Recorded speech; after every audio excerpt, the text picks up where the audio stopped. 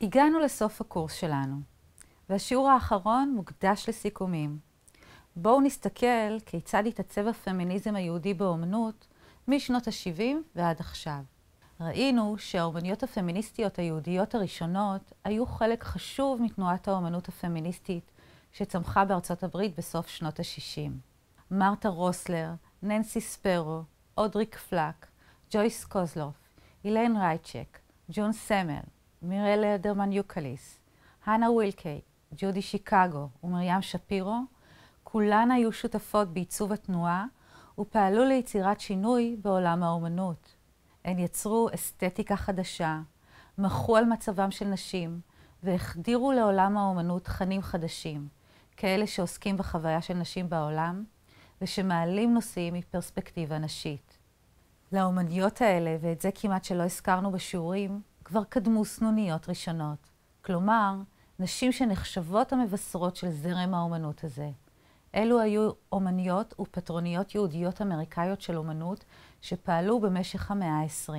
הפטרוניות הבולטות היו הסופרת והאספנית האומנות המודרנית, גרטרוד סטיין, שפעלה בעשורים הראשונים של המאה ה-20 וחיה את רוב חייה בפריז, ופגי גוגנהיים, שקידמה את האומנות האמריקאית האוונגרדית בשנות ה-40 של אותה מאה בניו יורק. הבולטות שבין האומניות היו לי קרזנר ואלן פרנקנטלר, מתנועת האקספרסיוניזם המופשט האמריקאי, מה שמכונה אסכולת ניו יורק, שהייתה לה אחת התנועות החשובות ביותר באומנות האמריקאית, וגם הפסלת איווה הסה, שעבדה בשנות ה-60 בחומרים חדשניים כמו פוליאסטר ולטקס, ויצרה מהם צורות נוזליות ואמורפיות שהיוו ניגוד והתנגדות למינימליזם הגיאומטרי הקר והגברי ששלט בעולם האומנות באותה התקופה. הנשים האלה לא יצרו בהשפעת תיאוריות פמיניסטיות מובהקות, כפי שעשו האומניות של שנות ה-70, אבל אופן ההתמודדות שלהם עם עולם האומנות בישר על תחילתה של המהפכה הפמיניסטית, ועל המקום המרכזי שהתפסו בנשים יהודיות. עוד למדנו שרבות מהאומניות הפמיניסטיות היהודיות שפעלו בשנות ה-70 חולקות קשר חברתי-תרבותי. רבות מהן הן בנות למשפחות של מהגרים שהגיעו ממזרח אירופה לארצות הברית בסוף המאה ה-19 ובתחילת המאה ה-20. בארצות הברית נהפכו המשפחות לחילוניות ולסוציאליסטיות בתוך דור, והחינוך הרדיקלי שהאומניות ספגו בבית או בסביבה היהודית הוביל חלק מהן לפמיניזם האקטיביסטי. הזכרנו גם שהמעורבות שלהם בפמיניזם הגיעה מהקשר שלהם למסורת היהודית שהדגישה רעיונות של קהילתיות, צדק ותיקון עולם. כשדיברנו על שנות ה-70, שמנו דגש מיוחד על ג'ודי שיקגו ומרים שפירו, שתיים האומניות החשובות ביותר בתנועה הפמיניסטית. ראינו שבשנות ה-70 שיקגו ושפירו עסקו בעיקר בזהות שלהם כנשים, ולא בזהות שלהם כיהודיות. בעשור הבא השתנה המצב הזה, והן יתחילו לעסוק בזהותן היהודית, אבל גם אז הן יעשו את זה מתוך התייחסות לחוויית החיים שלהן כנשים, ומתוך ביקורת פמיניסטית. אומנית יוצאת דופן בכל הנוגע לעיסוק בזהות היהודית באומנות הפמיניסטית של שנות ה-70 הייתה מרי לדרמן יוקליס. ראינו שלצד עבודות התחזוקה הפמיניסטיות שלה, היא יצרה גם עבודות שהנושאים שלהן היו טבילה ומקווה.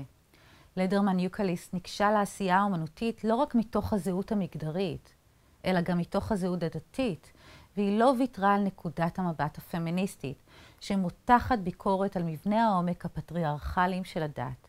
שיקגו, שפירו ויוקליס לדרמן במובנים רבים, הן האימהות של האומנות הפמיניסטית ושל האומנות הפמיניסטית היהודית. דיברנו על כך שבשנות ה-70 צמחה גם בישראל אומנות פמיניסטית, אבל היא לא התעצבה כתנועה סוחפת, אלא היא הוצגה רק על ידי כמה אומניות, בהן פמלה לוי, מרים שרון ויוכבד ויינפלד. פרץ ממשי של אומנות פמיניסטית בישראל הגיע מאוחר הרבה יותר, רק בשנות ה-90 וה-2000. נחזור על ארצות הברית. הזכרתי שמשנות ה-80 ואילך כבר ניתן לראות עיסוק ישיר בזהות היהודית באומנות הפמיניסטית. התופעה הזו לא קרתה רק באומנות הפמיניסטית, אלא התרחבה לכלל האומנים היהודים. זה היה ביטוי של תהליך רחב יותר של צמיחת פוליטיקת הזהויות ועליית אתוס הרב-תרבותיות. בעקבות התהליך הזה, הבשילה העת לעיסוק בשואה היהודית. לא רק אצל האומניות הפמיניסטיות, אלא גם אצל אומנים יהודים בכלל. אבל הרקע של המהפכה הפמיניסטית אפשר לאומניות הפמיניסטיות לעסוק בשואה באופן ייחודי. ג'ודי שיקגו ואומניות רבות בישראל ובארצות הברית משנות ה-80 ובעיקר משנות ה-90 ואילך, נטשו את הסימבוליקה המקובלת של הנושא והציגו אותו מנקודת מבט חדשה, של נשים. הן יצרו עבודות שמתמקדות בסיפורים של נשים מהשואה. חלק מהם היו מושתקים ממש, בהם חוויות מורכבות של אימהות, אונס ואלימות מינית. ראינו שבשנים האלה אומניות יהודיות עסקו גם בנושא שממשיך במידה מסוימת את נושא השואה, והוא הדימוי של גוף האישה היהודייה בחברה המערבית שלאחר השואה. ובמילים אחרות, ההצטלבות שבין סקסיזם לאנטישמיות. אף על פי שהאומניות הפמיניסטיות פעלו לשחרור כלל הנשים האמריקאיות, הן עצמן, כיהודיות, עדיין הרגישו זרות בתוך החברה האמריקאית הנוצרית הלבנה. דוגמה לכך ראינו בעבודות של דבורה קאס משנות ה-90. העבודות של קאס מסמנות תופעה נוספת באומנות הפמיניסטית היהודית של התקופה, שנגענו בה רק בקצרה בקורס, והיא העיסוק שבמשמעות של להיות אישה יהודייה בארצות הברית, הלבנה והנוצרית. העיסוק המשוחרר בזהות היהודית באומנות הפמיניסטית ובפמיניזם בכלל בשנות ה-80 וה-90 הביא לתפנית נוספת בסוף שנות ה-90 ובשנות ה-2000.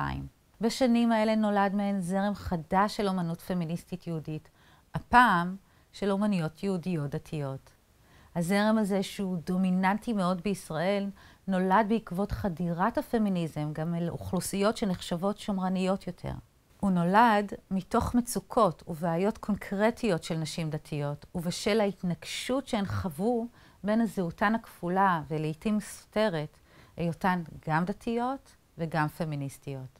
עם האומניות האלה נמנות חגית מולגן ונורית יעקב סינון. הן רוצות להיות שייכות לתרבות ולדת שלהן, לכן הן מבקרות אותן כדי ליצור תיקון. במקביל, באותם השנים התרחשה התפתחות נוספת. נוצר קורפוס של עבודות של אומניות מהגרות שהגיעו לישראל מברית המועצות ומאתיופיה. ראינו שהאומניות האלה יוצרות אומנות מציאותית וכואבת, והן מבקרות את החברה הישראלית שמביטה עליהן מבעד לסטריאוטיפים של גזע ודת. הפמיניזם באומנות, שהתחזק מאוד בשנים האלה בישראל, כלומר בשנות ה-90 ו-2000, אפשר להן לעסוק במציאות החיים שלהם כנשים וכמהגרות בחברה הישראלית.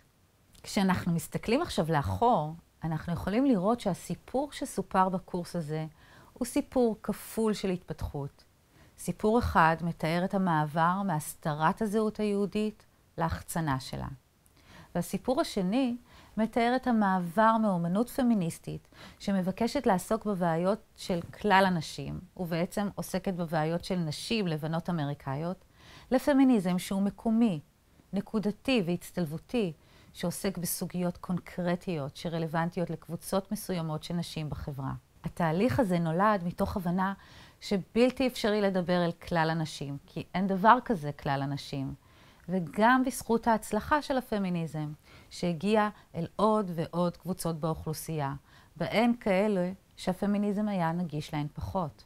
התהליך הזה גם מלמד אותנו שהפמיניזם הוא לא תנועה שקופאת על השמרים, אלא תנועה שכל הזמן בודקת את עצמה וממשיכה להתפתח ולהשתנות לכיוונים שונים, ולפעמים, כדרכן של מהפכות, לכיוונים לא צפויים. אני רוצה לסיים באחת ההתפתחויות העכשוויות ביותר.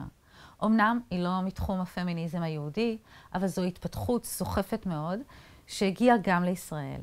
באוקטובר 2017 עלה מעין גל חדש של פמיניזם. תנועת MeToo, בעברית גם אני. תנועה שמתמקדת בפן של תקיפה מינית, פן שהוא לא חדש במאבק הפמיניסטי, אבל השילוב שלו עם המדיה הדיגיטלית הוביל למחאה עוצמתית ומשפיעה מאוד. MeToo הגיע גם לעולם האומנות.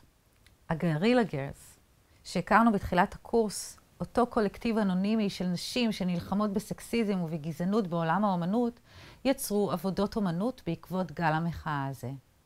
בין השאר, הן יצרו כרזה, שבה הן הציעו אפשרויות שונות למוזיאונים, כיצד להציג לקהל את הביוגרפיה של אומן שהושם בהטרדה או באלימות מינית. למשל, לתלות תגית לצד היצירה שלו במוזיאון, המעידה על היותו מטרידן. הגרילה גרלס סוברות שאסור לסלוח לאומנים שהטרידו מינית רק משום שהם נחשבים גאונים או אקצנטרים. מיטו הגיע גם לעולם האומנות הישראלי, ולאחרונה נערכו כמה תערוכות בהשפעתה.